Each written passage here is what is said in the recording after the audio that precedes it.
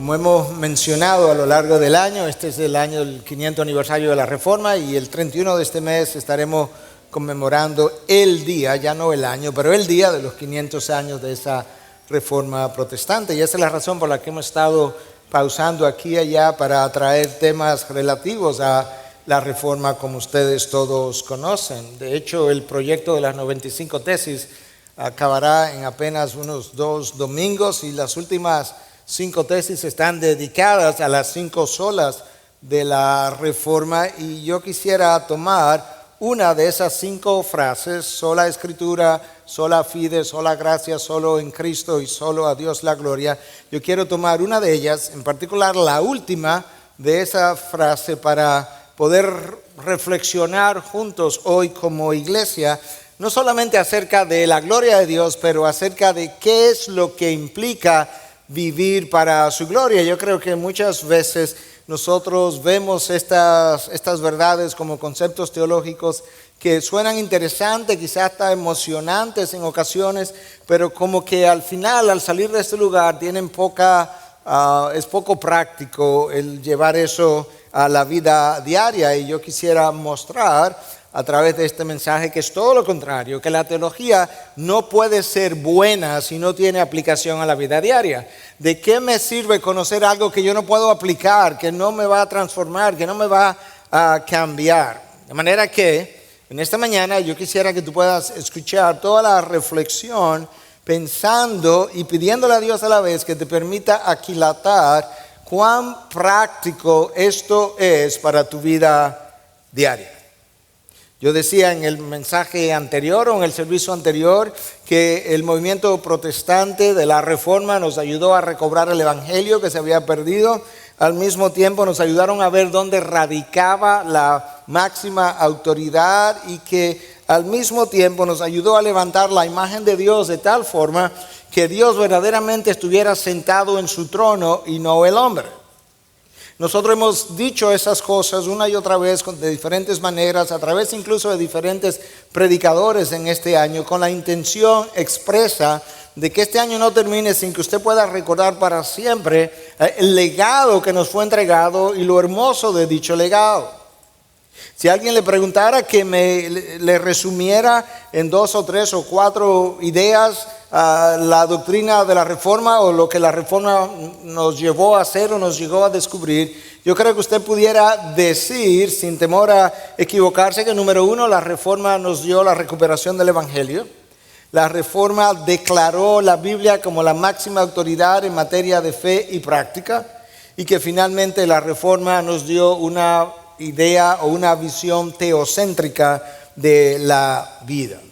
De ahí la última sola, soli Deo gloria, o solo a Dios la gloria. Yo quisiera tomar para iniciar mi reflexión en el día de hoy un solo versículo y luego apoyarlo con otros versículos o pasajes de la palabra, pero yo quisiera que en la medida en que tú escuchas la palabra hoy, debiéramos hacerlo cada vez, pero hoy yo te invito de manera especial que tú puedas como rumiar y a la vez pedirle a Dios iluminación de la mente para entender la grandeza de sus verdades y al mismo tiempo lo práctico de estas verdades en tu vida. Escucha al profeta Isaías hablando a nombre de Dios, o Dios hablando a través de él. Traed a todo el que es llamado, Isaías 43:7, traed a todo el que es llamado por mi nombre y a quien he creado para mi gloria, a quien he formado y a quien he hecho. Dios muestra un interés especial en que a través del profeta cierta gente sea traída a él. Y él dice: tráeme a todo aquel a quien yo he creado para mi gloria, a todo aquel que ha sido llamado, formado para mi gloria. Eso solo nos da a nosotros una idea encumbrada de nuestra creación, que yo tengo un propósito exclusivo en toda mi vida y es poder proclamar, poder vivir, poder reflejar el propósito para el cual Dios me hizo, que no es otro que su propia gloria. Dios me creó para su gloria y con frecuencia los hijos de Dios viven todavía insatisfechos en el reino de los cielos, en esta tierra. La pregunta que tú y yo tenemos que hacernos es, ¿cuál es la razón? Porque hay diferentes grados de insatisfacción con los cuales la gente vive en sus trabajos, en sus relaciones, en sus estudios, en sus matrimonios, en sus noviazgos, en cada una de las áreas de la vida. Y algunos experimentan un grado de insatisfacción ligero, otro moderado, otro completo. Y la tendencia, la inclinación natural, tanto en ti como en mí, es a encontrar un culpable. Eso sería la inclinación natural, o encontrar circunstancias sobre las cuales yo pueda echar mi culpa como responsable de lo que ha ocurrido. El día de ayer yo leía un artículo secular y me llamó la atención que estas cosas que esta persona secular había observado en el mundo en cuanto al grado de insatisfacción con el cual vive la gente es muy similar a conclusiones que nosotros pudiéramos llegar en consejería bíblica. Siempre me llama la atención ver muchas veces cuán certero el mundo secular puede ser.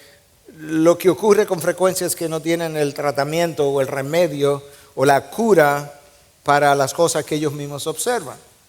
Pero esta persona escribiendo decía que gente que vive con grados de insatisfacciones tiene ciertos hábitos. Y aquí mencionaba en el artículo algunos de ellos. Número 1, usted cree que no se puede confiar en la mayoría de las personas. Vivir así no produce satisfacción.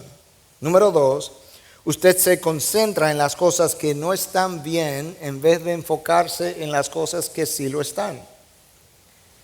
Número 3, usted se compara con otros y experimenta celos. Número 4, usted se esfuerza por controlar su vida, y yo agregaría y la de los demás también. 5, usted mira hacia el futuro con temor y preocupaciones.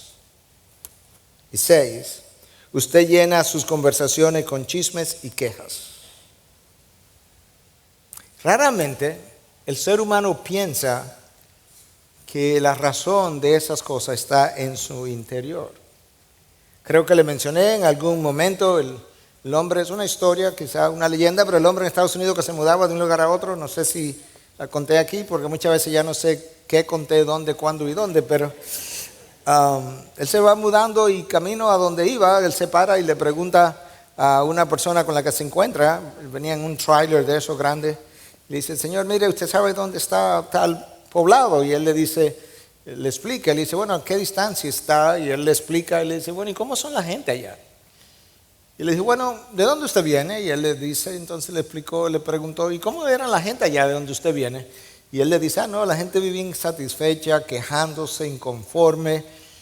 Y él dice, bueno, pues ese mismo tipo de gente vive en el próximo poblado. La cultura popular ha desarrollado ciertas frases, refranes le llamamos. Yo no sé si usted presta atención a las frases y refranes. A mí me gusta observar tanto lo que la gente habla como lo que la gente hace, porque yo aprendo de la observación. Pero la cultura popular tiene uno de esos refranes que dice que la fiebre no está en la sábana. Y sin embargo, cada vez que nos da fiebre emocional por los problemas, le ponemos el termómetro a la sábana. La fiebre no está en la sábana. No está en la sábana con la que yo me arropo. Yo tengo ejemplo de eso en la palabra de Dios. Yo tengo un Jesucristo. Bueno, que él era Dios, ¿no? Yo tengo un Pablo entonces, para demostrar que ciertamente es así. Cada iglesia, cada domingo, dependiendo del tamaño de la iglesia, hay personas que entran y salen satisfechas y otras insatisfechas. Oyen las mismas canciones y cantan las mismas canciones, oyen el mismo sermón, dicen lo mismo amén, gloria a Dios, aleluya, y sin embargo tienen diferentes experiencias. Yo quiero proponer que la solución a esa problemática de la vida está directamente relacionada a cómo yo veo y vivo la vida. Cómo yo veo y vivo la vida.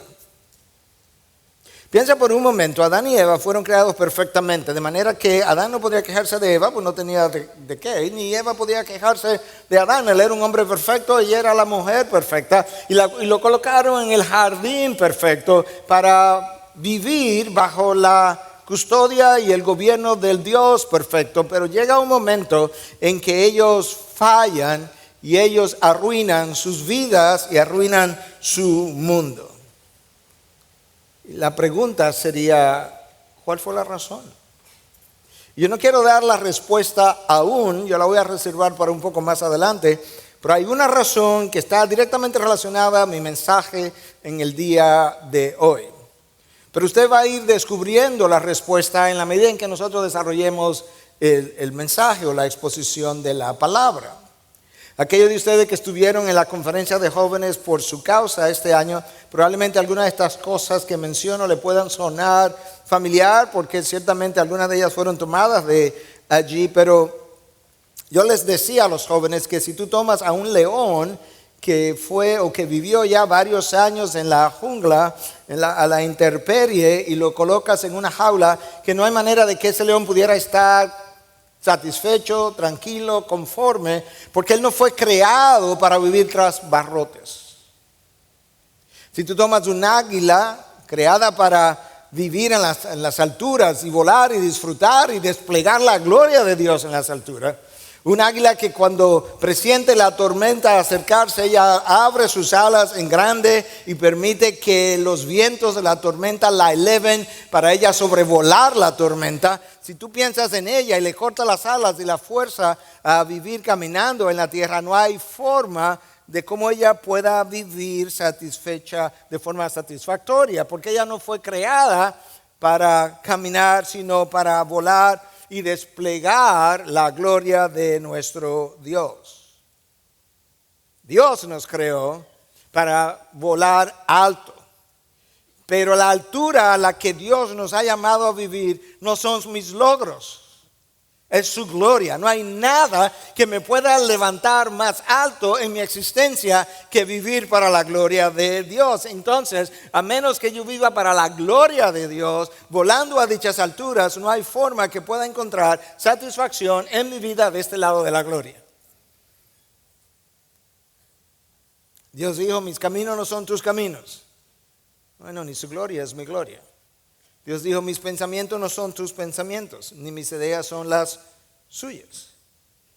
De manera que nosotros necesitamos entender, por un lado, cómo vivo para la gloria de Dios, y por otro lado, cuán práctico y cuánta satisfacción trae al hombre el vivir para aquello que Dios nos ha creado. Pero lo primero que necesito es no confundir propósito, el propósito para el cual Dios me creó, no confundir propósito con actividad. Eso es como confundir ruido con poder. Un carro viejo puede hacer mucho ruido, pero no llega muy lejos. De esa misma manera, muchos creen que muchas actividades en sus vidas equivale a vivir con propósito. Al final de mis días, Dios va a medir mi productividad no por cuánto yo haya hecho, sino por cuánto de aquello para lo cual Él me creó yo logré hacer. Ese es mi estándar. Yo te creé con un propósito, una idea en mi mente, me revelé a tu vida, te guié, te guardé, te preservé. Tu medida es contra aquello para lo cual yo te creé en el primer lugar. Mucha gente piensa que tu propósito en la vida es ser ingeniero o médico o pastor incluso o abogado, y nada de eso es el propósito. Esos son los instrumentos a través de los cuales Dios está permitiendo y guiándote a vivir su propósito. Hermano, necesitamos entender, y Adán y Eva lo experimentaron, que no fuimos creados para vivir de espalda a Dios. No fuimos creados para vivir divorciados de Dios. No fuimos creados ni siquiera para vivir alejados de Dios en la medida en que nosotros pecamos. Nosotros tampoco fuimos creados para el disfrute de la carne. Hay cosas que no son en sí mismas malas o pecaminosas, pero representan al fin del camino disfrute de la carne. Al final de la historia yo tampoco fui creado para eso. Yo fui creado para conocer y amar a Dios con toda mi mente, todo mi corazón, toda mi fuerza, toda mi alma. Esa es la razón primaria de mi creación. Yo no fui creado para vivir para mí mismo. El hombre no fue creado para vivir aislado de los demás. No es posible vivir en aislamiento, y creyentes y no creyentes lo hacen, y estar satisfechos en la vida. Nosotros no fuimos creados para vivir comunicados vía Facebook, sino vivir comunicados entre nosotros en relaciones humanas que contribuyen a formar la imagen de Cristo en mí. Y hoy en día mucha gente vive confundida pensando que están conectados porque viven en las redes sociales. El hombre no fue creado para encontrar satisfacción primordialmente en lo que hace, sino en su relación con Dios. El hombre fue creado para vivir un propósito, y el propósito es su gloria. La pregunta es, ¿qué es propósito? Bueno, el propósito es la intención original para lo cual algo es creado. Estos lentes fueron creados con una intención. El creador pensó que con estos lentes alguien podría ver mejor. Ese es el propósito. El propósito es la razón de tu existencia. El propósito es el objetivo que inspiró al creador. Ese es el propósito. Entonces, cuando Dios pensó en ti, lo que a Él lo movió a darte los dones, talentos, oportunidades, esposo, esposa, lugar de residencia, al lugar de trabajo, lo que a Él lo movió a entregarte todas y cada una de esas cosas, es el propósito para el cual Él te creó. Y Él dice a través de Isaías 43:7, traedme a todo aquel que yo he creado para mi gloria y todo aquel que he formado y a quien he hecho. En otras palabras, la razón de tu existencia es una sola y es la gloria de Dios. La razón de tus relaciones es una sola y es la gloria de Dios. La razón de tu trabajo, la razón de tu matrimonio, la razón de tu noviazgo, la razón de por qué tú compras y vendes, la razón de por qué tú exhibes, la razón por la que tú te diviertes debe ser para la gloria de Dios. Eso dijo Pablo cuando le habló a los corintios, ya sea que comas o bebas, 1 Corintios 10:31, o cualquier otra cosa, hacedlo para la gloria de Dios. En ese solo versículo de Isaías 43:7 y en ese solo versículo del Nuevo Testamento, 1 Corintios 10:31, Dios revela el propósito primario para el cual yo fui creado, revelar su gloria, y eso es un privilegio extraordinario. La gloria de Dios es el conjunto de atributos que Dios tiene, pero eso no es suficiente. Y cuando Él lo hace emanar de sí mismo, cuando eso es radiado hacia afuera, esa es la expresión de su gloria. Eso es un privilegio extraordinario, que Dios me haya creado para que cuando Él haga reflejar todos y cada uno de sus atributos hacia afuera, yo pueda ser un reflector que continúa reflejándolo hacia adelante para el resto de la eternidad. Es como si Dios quisiera brillar a través de mí. Imagínate esa idea. Por eso te decía, yo quiero que le pidas al Espíritu de Dios que te pueda elevar a la altura de estas verdades. Es como si Dios quisiera brillar por completo a través de mi ser.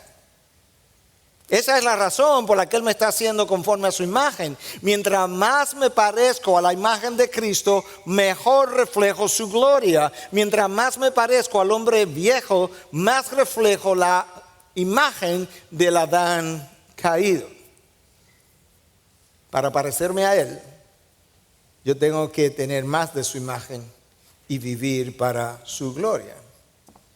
Si vivo para mí mismo, yo reflejaré lo que yo soy, lo que soy en mi interior. Cristo dijo, de la abundancia del corazón habla la boca. Eso yo reflejo. Lo que sale de mí es lo que soy en el interior. Por tanto, mientras más conformado a la imagen de Cristo soy, más imagen de Cristo sale de mí, mejor reflejo su gloria. Mientras vivas para mí mismo, lo único que puedo revelar, como ya dije, es lo que yo soy, lo que yo pienso, lo que yo siento, lo que yo experimento, lo que yo deseo. Pero ese yo es el que vive precisamente insatisfecho. Eso sería parte de la razón por la cual Dios quiere que yo viva para su gloria. Pero piensa, Dios en la eternidad pasada pensó en ti. Cuando no había ni siquiera remotamente posibilidad de que fuera a existir, Dios pensó en ti, te amó, dice la palabra, en esa eternidad pasada, te eligió en la eternidad pasada, orquestó los eventos de la historia de manera que en un día Cristo Jesús pudiera venir y redimirte en la cruz, te dio a su Hijo, te dio las bendiciones de su Hijo. Tiene como todo el sentido el que yo viva entonces para la gloria de aquel que hizo todo eso. Escúchame, cuando tú vives para la gloria de Dios o cuando Dios me pide que viva para su gloria, Él no es el beneficiado, en lo más mínimo. Dios está completo en sí mismo. Dios no es más gozoso cuando yo le glorifico. Dios tiene un carácter que es inmutable, Él no cambia. De tal forma que cuando yo vivo para su gloria, Dios no crece, yo crezco. Cuando yo vivo para su gloria, Dios no cambia, yo cambio. Cuando yo vivo para su gloria, Dios no está más gozoso, yo estoy más gozoso. Y como dice John Piper, la gloria de Dios y el gozo del hombre no son excluyentes una de la otra. De hecho, son no complementarios, pero una es el resultado del otro. Mi gozo es el resultado de vivir para su gloria. Y cuando vives para su gloria, refleja más de Dios y menos de ti. De este mensaje en adelante, esa es la pregunta ahora, ¿voy yo a vivir mejor para la gloria de Dios con más conciencia? Recuerda que Adán y Eva fueron creados perfectamente. Dejamos una pregunta ahí en el aire. Adán y Eva fueron creados perfectamente, fueron colocados en un mundo perfecto para vivir bajo un Dios perfecto y de repente se encontraron insatisfechos en un mundo de temor, en un mundo de vergüenza, y la pregunta es, ¿cuándo ocurrió eso? Superficialmente luce que eso ocurrió cuando ellos mordieron la fruta. No, eso comenzó a ocurrir antes de la mordida. Adán arruina quien él es. Y arruina el mundo en que él vive cuando de repente alguien le vendió la idea de que él podía dejar de vivir como criatura y llegar a ser como el creador, y entonces la fruta era simplemente el medio a través del cual él cambiaría de propósito. Cuando Adán piensa que él no tiene que seguir viviendo para el propósito por el cual Dios le creó como regente de toda la creación, sino que él puede ser igual al creador, Adán no solamente trata de cambiar el propósito, sino que tratando de hacerlo, cambió la gloria con la cual él fue creado por la vergüenza que él le heredó. Y ahí es donde Cristo nos encuentra. Con la vergüenza de Adán, con un corazón endurecido, una mente entenebrecida que es incapaz de entender incluso el Evangelio. Y Cristo entonces viene para llevarnos de la vergüenza de Adán a la gloria de Dios, pero para que eso ocurriera, Él tenía que venir de la gloria de Dios a la vergüenza del hombre. Eso debiera ser razón suficiente para vivir para su gloria. Dios crea a Adán y Eva y ahora a nosotros nos salva y nos llama hijos para que nosotros podamos ser como un espejo reflector de la gloria de Dios. Piensa en el universo, piensa en lo que el salmista escribe, que el Salmo 19:1 y en adelante dice que el universo, los cielos, el firmamento proclama la gloria de Dios. Cuando Dios refleja su poder, su sabiduría, su omnisciencia, su majestad en la inmensidad del universo, el universo refleja de regreso a Dios todo lo que Él es. Si el universo puede hacer eso y no tiene la imagen de Dios, ¿Cuánto más debiera ser el hombre capaz de reflejar dicha imagen que sí es portador de la imagen de Dios? El salmista dice que el universo hace eso todos los días, desde que se levanta el sol hasta que se acuesta, sin pronunciar palabras. ¡Wow! Cada vez que el sol se levanta en la mañana y luce hermoso en el horizonte, sin hablar está diciendo, gloria a Dios. Cada vez que una ballena con miles de libras de peso se levanta y tú la puedes ver en el aire, aquel animal hermoso, extraordinariamente grande en el aire, como si no pesara absolutamente nada, está declarando sin palabras, gloria a mi Creador. El hombre, con la imagen de Dios, es el que ha rehusado vivir para su gloria. Pero cuando tú haces eso, esto es lo que ocurre. Cuando Adán pecó, Adán perdió el sentido de lo trascendente.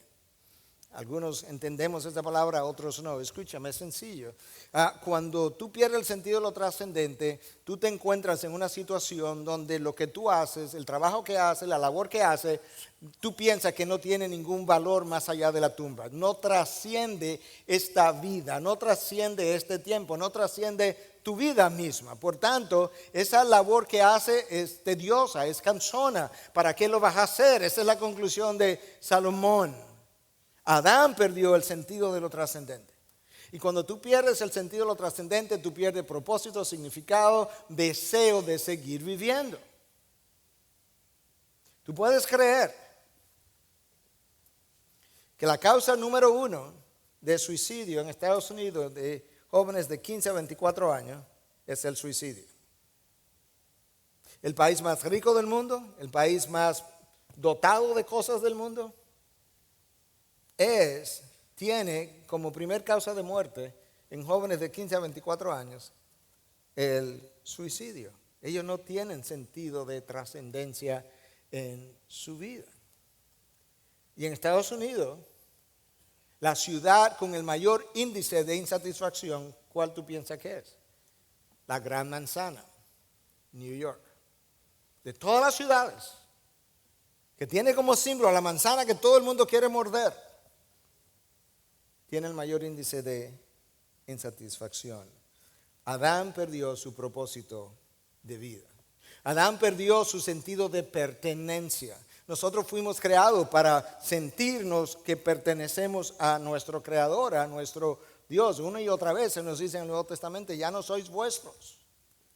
Pero Adán perdió ese sentido. No, ya no le pertenecía a Dios. Fue echado del huerto. Y esa es la razón por la que tú tienes a jóvenes que se unen a pandillas. Porque las pandillas le dan ahí un sentido de que pertenecen a algo que es más grande que ellos.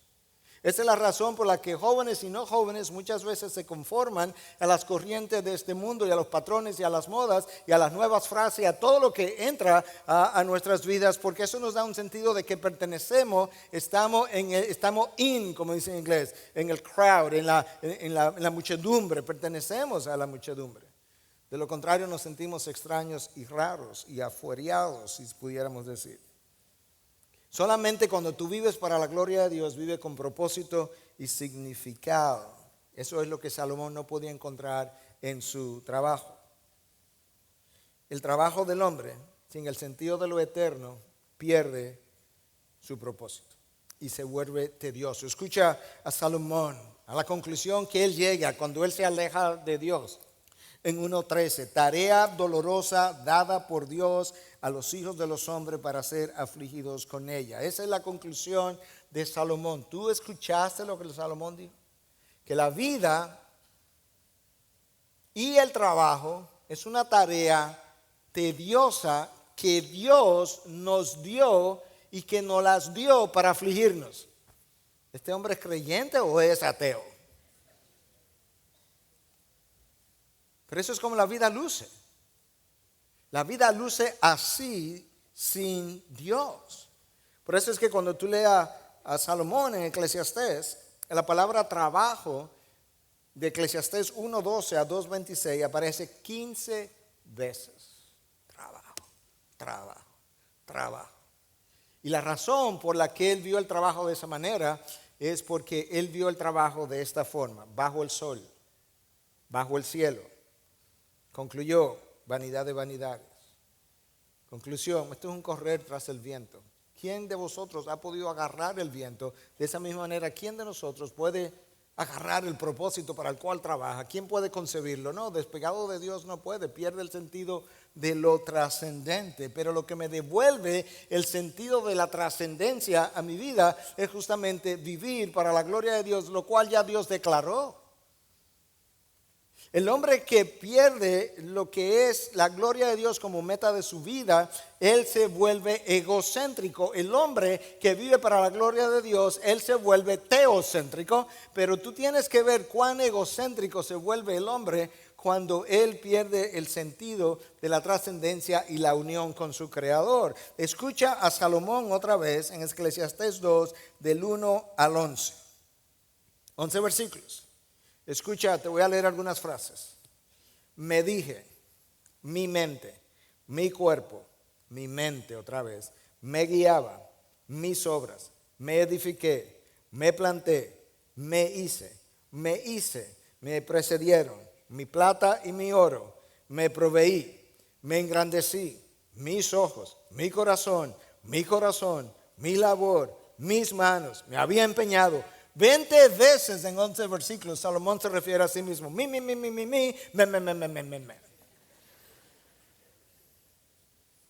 Así vive el hombre, sin propósito y significado. El hombre centrado en sí mismo, como decía alguien, cuando alguien se envuelve en sí mismo, se convierte en un paquete muy pequeño. Y así vive el hombre. El hombre sin Dios vive para su gloria. El Hijo de Dios, alejado de Dios, vive para su propia gloria. Hermanos, Salomón lo intentó vía las finanzas. Fracasó, vanidad de vanidades. Lo intentó vía el placer. Lo intentó vía el vino. Lo intentó a través de obras de construcción. Y hoy en día el hombre lo está tratando de hacer, sobre todo aquellos que no tienen ni el dinero, ni el poder, ni la sabiduría, ni las riquezas de Salomón, vía las redes sociales. Millones de personas que viven conectados a múltiples personas a quien ellos nunca han visto, pero que se sienten que pertenecen a una comunidad. Tú lo puedes hacer, pero jamás encontrarás satisfacción ni conexión. Porque parte del propósito de Dios es que viva en una comunidad de personas que portan su imagen y que tienen el propósito mutuo de contribuir a la formación de dicha imagen el uno y el otro. Y tú y yo jamás podremos estar satisfechos hasta que no vivamos su propósito. Recuerda, sus caminos no son mis caminos, sus propósitos no son mis propósitos. Hermanos, el universo puede contar la gloria de Dios, es cierto. Nosotros debemos contar la gloria de Dios, nosotros debemos proclamar la gloria de Dios, nosotros debiéramos vivir la gloria de Dios. Lo que nosotros no podemos hacer es poseer la gloria de Dios. Thomas Watson lo decía de esta manera, aquel puritano de años atrás. Dios puede darnos lluvia, sol, alimento, salud, y puede darnos todas las cosas, incluso nos dio a su Hijo. Pero hay algo que Él no puede darnos y es su gloria. No, Él no puede darme su santidad, su poder, su omnisciencia, su infinidad o infinitud. Él no puede darme esas cosas. Por eso Dios revela a través del mismo profeta Isaías en 48:11, mi gloria no la daré a otro. No, nadie la merece ni nadie la puede tener. Nadie es como Él. Él es inigualable, Él no tiene rival, Él es incomparable. Por eso el universo, el cielo, el firmamento ruge con la gloria de Dios. Todos los días, desde que se levanta el sol hasta que se acuesta. El hombre fue creado para vivir para los propósitos de Dios. Pero él quiere vivir para sus propios propósitos. Pero los propósitos del hombre son tan bajos, son tan pequeños, tan temporales que no le satisfacen. Tú fuiste creado, como ya yo te mencioné, para conocer y amar a Dios con toda tu mente, con todo tu corazón, con toda tu alma y toda tu fuerza. Esa es la única cosa que te puede dar satisfacción en la vida. Y conocer a Dios para amarlo de esa manera, hermano, eso es un privilegio. Eso es un privilegio que los demonios no tienen. Eso es un privilegio que el inconverso no tiene. Vivir en relación con el Creador, reflejando lo que el Creador es, reflejando su gloria. Si vamos a reflejar su gloria, tenemos que entender algo, en buen dominicano, alguito por lo menos de su gloria, porque eso es algo que hasta escapa a una definición que nosotros podamos dar. Pero si tú piensas en el hebreo, la palabra era kabod, y kabod era algo pesado. En otras palabras, yo no fui creado para vivir una vida de trivialidades y superficialidades. Yo no fui creado para ser entretenido para la superficialidad de este mundo terrenal. No, porque yo fui creado para algo que es pesado. Tiene que ver con el Dios creador. Y la palabra en el griego, en el Nuevo Testamento, es doxa, de donde viene la palabra doxología. Y doxa, en el lenguaje griego antiguo, en el griego clásico, tenía mucho que ver con dar una buena opinión acerca de otro. De forma que cuando tú vives para la gloria de Dios, el otro que te ve vivir de esa manera adquiere una buena opinión de quién Dios es. Nabucodonosor no era creyente, no hay indicio de que él llegara a ser creyente. Sin embargo, él comenzó a observar a Daniel de una manera tal que nosotros podemos hacer dos comentarios. Uno, el día que Daniel es lanzado en el foso de los leones, él va a la orilla del foso y dice: Daniel, el Dios a quien tú sirves ha podido salvarte de la boca de los leones. Y luego el rey, en observación a cómo Daniel confió hasta llegar hasta ahí, proclamó un edicto declarando que toda la tierra adorara al Dios de Daniel, ni siquiera al Dios de él, al de Daniel. En otras palabras, Daniel dio al rey una buena opinión del Dios a quien él le servía. Eso es vivir para la gloria de Dios. Ese es tu propósito, ese es mi propósito en la vida. Ahora, eso no es fácil, no es fácil, y ahora es más difícil. Porque nosotros vivimos en medio de una generación narcisista. De hecho, un par de autores, Twain y Campbell, publicaron un libro que se llama La epidemia narcisista. De manera que ellos, no sé si está familiarizado con esto, pero una epidemia es algo que viene, pero que y se va. Pero no es algo que ha estado siempre. Cuando una enfermedad está siempre en un lugar, se llama la enfermedad está endémica, ya le pertenece a ese lugar. La epidemia es algo que surge, de manera que estos autores nos están ayudando a entender, esto no era así. Y entonces en ese libro, ellos hacen múltiples revelaciones, pero quiero darte dos. Habla primero de lo que un narcisista es, y dice: un narcisista es alguien que está lleno de sí mismo, que tiene una cabeza grande, es alguien que es un fanfarrón, que ama el sonido de su propia voz, es una leyenda en su propia mente. El narcisista no es simplemente confiado, sino que es sobreconfiado. En esencia, los narcisistas se admiran a sí mismos demasiado. Los autores dicen que esta epidemia comenzó en 1970, la década que siguió a la década de los 60 de los hippies y de las drogas y de la rebelión y el de odio a la autoridad y todo eso. Pero ellos dicen que esa epidemia hizo un pico. Ellos están usando el lenguaje médico. Dentro de la epidemia hubo un pico de la epidemia. A veces nosotros decimos, ya pasó el pico de la epidemia. Como cuando llegó el chikungunya a nosotros. Dice que el pico ocurrió entre 2005 y 2006. ¿Qué ocurrió en 2005 y 2006? La entrada de Facebook y YouTube. Ahora todo el mundo vive diciendo: mira lo que yo soy, mira lo que yo tengo, mira lo que yo he visto, mira lo que me comí anoche, mira con quién yo andaba, mira de dónde estaba, mira para dónde voy, mira de dónde vengo, me. Si amas las redes sociales más que amas a Dios, no puedes vivir para su gloria.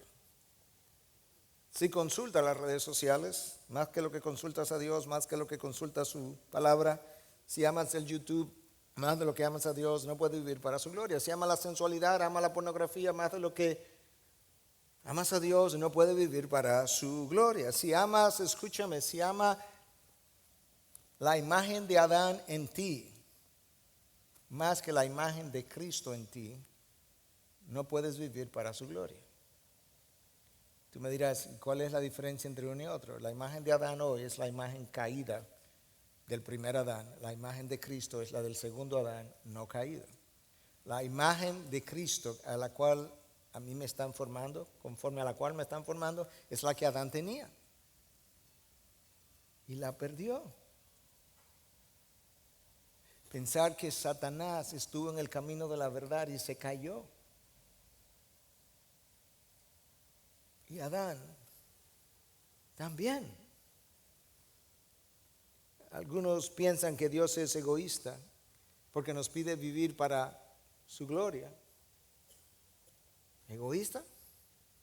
El Dios que me salió a buscar, el Dios que me encontró como un enemigo de Él, el Dios que cuando me encontró no queriendo saber de Él, con ningún interés en Él. El Dios que me dio al Hijo para traerme a la vida eterna, el Dios que tomó su máxima manifestación de ira, de justicia, y la colocó sobre los hombros de su Hijo para evitarme que yo cayera allí. El Dios que dio a su Hijo de la forma que lo vimos en una cruz. ¿Es el Dios egoísta? No, solamente alguien narcisista puede llegar a una conclusión como esa. Por eso el salmista con menos revelación en Salmo 115 dice: no a nosotros, oh no Dios, no a nosotros, que a tu nombre sea dada la gloria, oh Dios.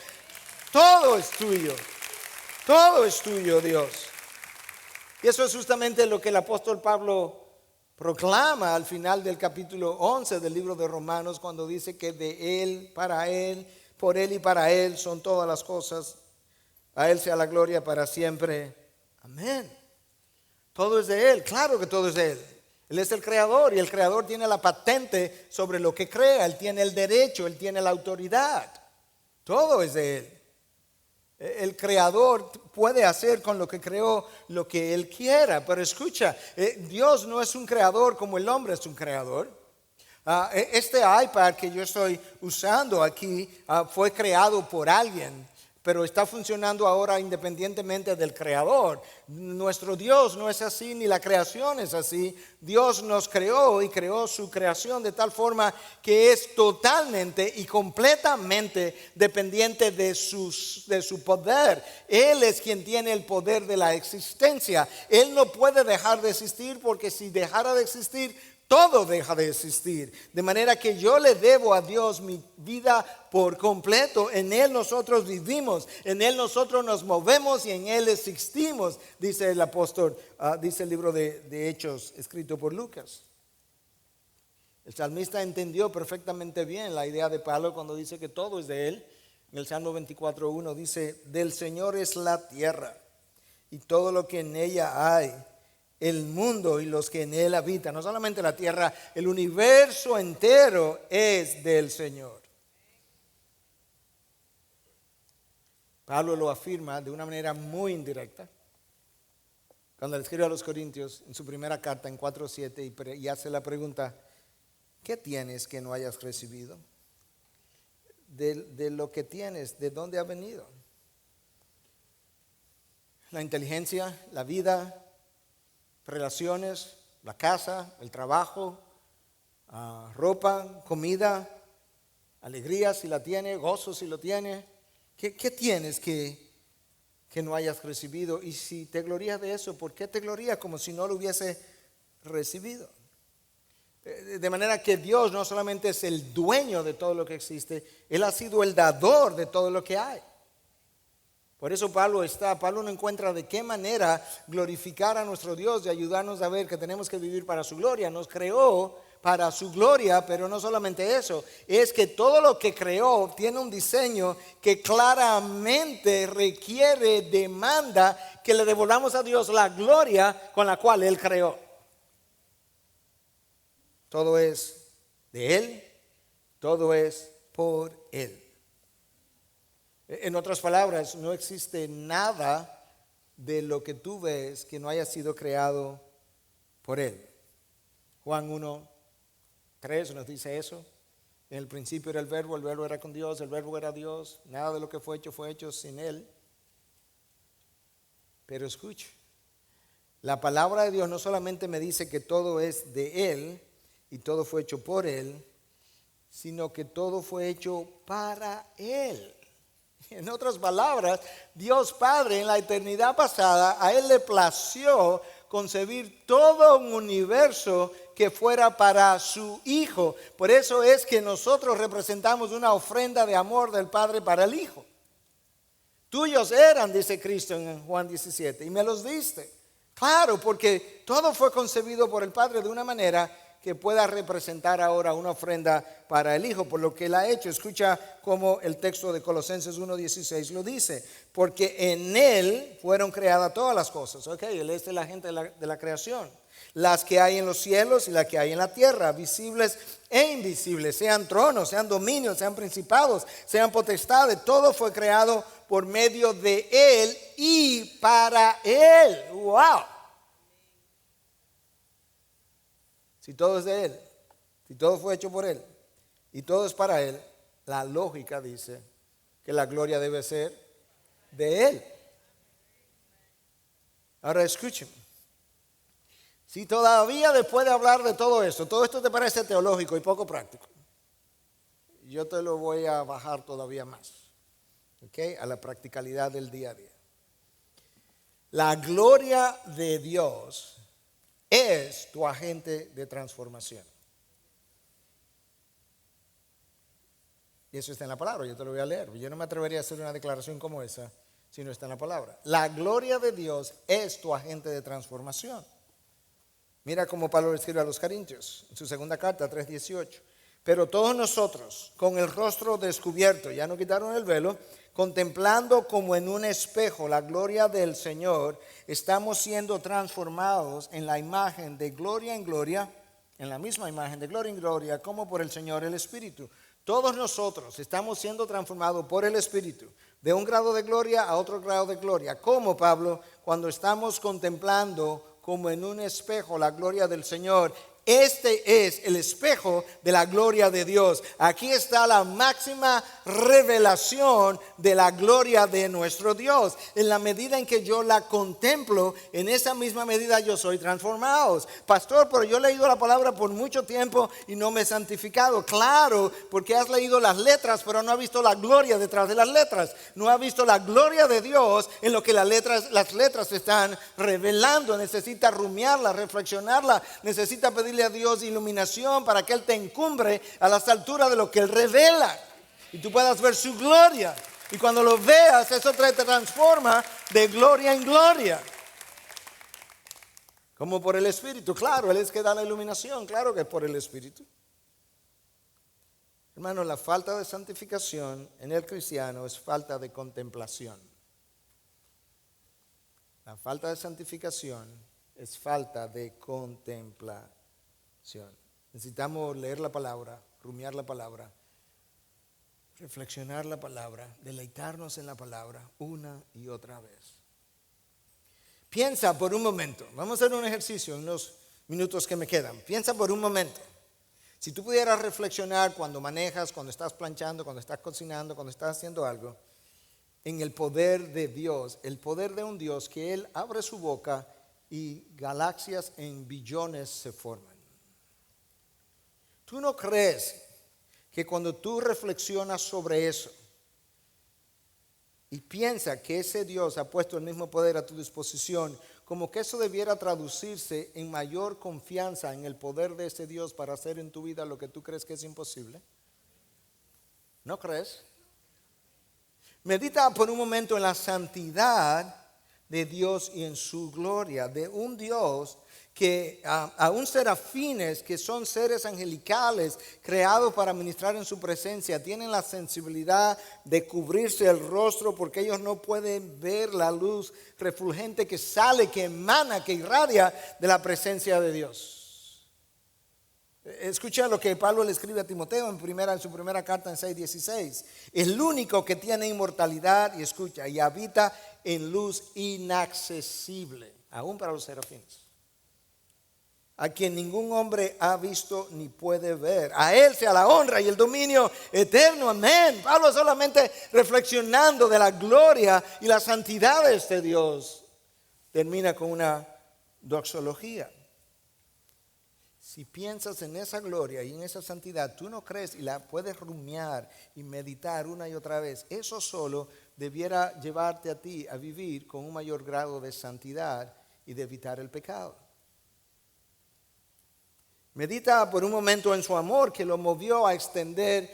Imagínatelo de esta forma: el amor de Dios es el motivador de todo lo que Él ha hecho. De manera que ahora, cuando Él extiende misericordia, eso es como un brazo de su amor. Este es el amor, este es el brazo. Y a través de ese brazo de misericordia, yo merecía el infierno y Dios me dice: no, pero para allá no vas. Y que luego, a través, movido por el mismo amor, Dios extiende el otro brazo de gracia y me dice: pero tampoco te voy a dejar aquí, tú vas para mi gloria, por el resto de la eternidad, conmigo y con mi Hijo, para que puedas disfrutar por siempre de mi presencia. ¿Tú no crees que eso nos llevaría a una vida de mayor agradecimiento? Si meditan el amor que llevó a Cristo a la cruz, el amor que nos dio a Cristo, si meditan la generosidad de nuestro Dios, que tomó a su Hijo y lo entregó en esa cruz, pero luego, siendo su Hijo, siendo la creación entera de Él, por Él y para Él, Dios, en combinación con el Hijo, determinaron que nosotros íbamos a ser coherederos de todo lo que el Hijo va a heredar. Eso es inconcebible, todo es de Él, pero resulta que el Hijo dice: Padre, está bien, también va a ser de ellos, porque ellos serán coherederos conmigo.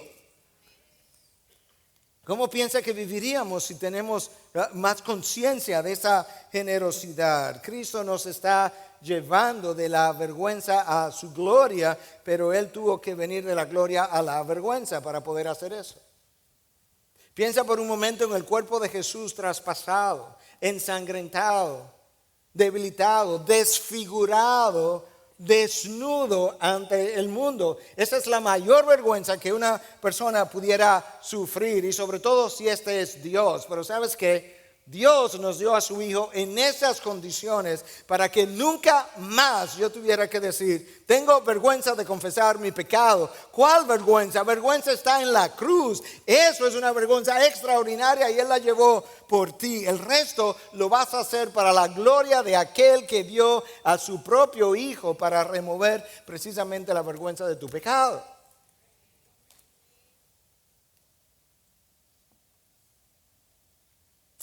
Fuimos creados para vivir para su gloria. Yo creo que la mejor manera de cerrar este mensaje es citando la palabra de Dios. Yo no puedo encumbrarme más alto que la palabra. De manera que eso es lo que yo voy a hacer para ayudarnos a cerrar y finalmente dejar una o dos ideas de meditación que vienen directamente de la palabra. Escucha cómo Pedro, el apóstol, en 4:11 nos habla y nos dice: el que habla, piensa en las conversaciones de esta tarde, el que habla, que hable conforme a las palabras de Dios, ya sea que coma o beba o que hable. El que sirve, que lo haga por la fortaleza que Dios da. Ok, Pedro, ¿tú quieres que yo hable conforme a las palabras de Dios? Sí. ¿Tú quieres que cuando yo sirva conforme a la fortaleza que Dios me da? Sí. ¿Por qué? Escucha. Para que en todo Dios sea glorificado mediante Jesucristo, a quien pertenecen la gloria y el dominio por los siglos de los siglos. Amén. Cuando hable, cuando trabaje, que lo haga para que Dios sea glorificado en Cristo Jesús. Efesios 3, 20 y 21. Y aquel que es poderoso para hacer que todo mucho más abundantemente de lo que pedimos o entendemos, según el poder que obra en nosotros, es el Espíritu, sea a Él la gloria en la iglesia, en la IBI, en Cristo Jesús, por todas las generaciones, por los siglos de los siglos. Amén. Ese es el apóstol Pablo, otra vez irrumpiendo en doxología. Él no sabe cómo más glorificar a Dios. Dice que él no puede, porque es que Él es capaz de hacer mucho más allá de lo que pienso, de lo que imagino. Que a Él sea la gloria en la iglesia, en Cristo Jesús, por todas las generaciones.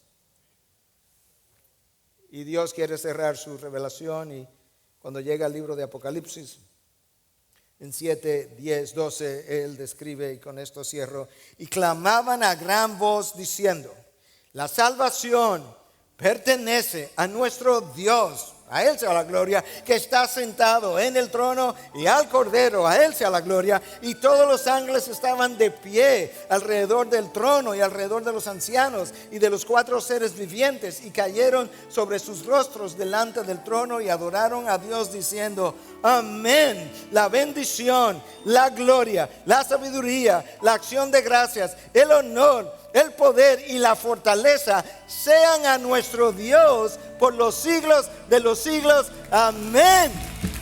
Amén, Dios.